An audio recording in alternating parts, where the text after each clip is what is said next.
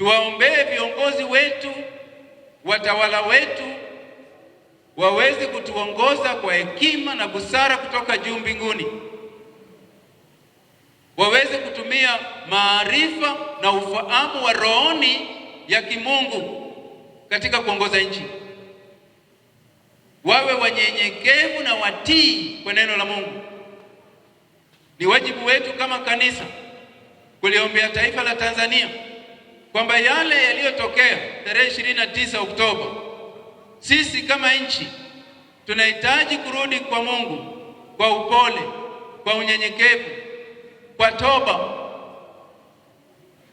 tukatubu mbele za Mungu kwamba yale yaliyotokea tarehe 29 tulimkosea Mungu,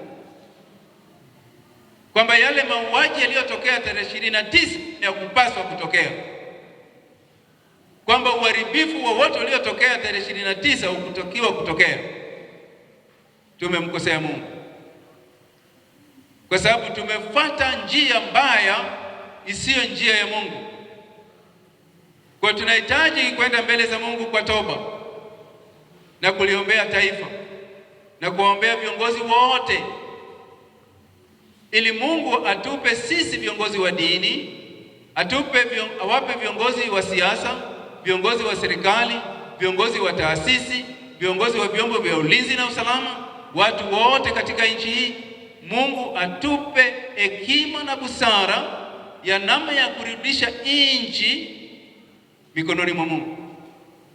Bwana Yesu asifiwe. Mungu atusaidie, tuungane pamoja kama nchi, sisi sote kulirudisha taifa la Tanzania mikononi mwa Mungu, kwa sababu kwa matendo yaliyotokea kuanzia tarehe 29 kwenda tarehe 30 na kuendelea, yale yote yaliyotokea hayampendezi Mungu, yalikuwa ni kinyume na mapenzi ya Mungu. Tunahitaji toba, na iwe ni toba ya kweli kutoka kwamba tulimkosea Mungu, na kwamba hofu iliyotanda inatokana na matendo yetu sisi wenyewe. Tumetanda kwa sababu ya matendo yetu ya kibinadamu.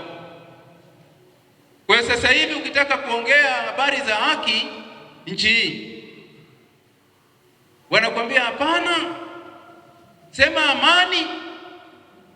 Ukisema amani inazaliwa na kutenda haki, watakwambia hapana, zungumza habari ya amani.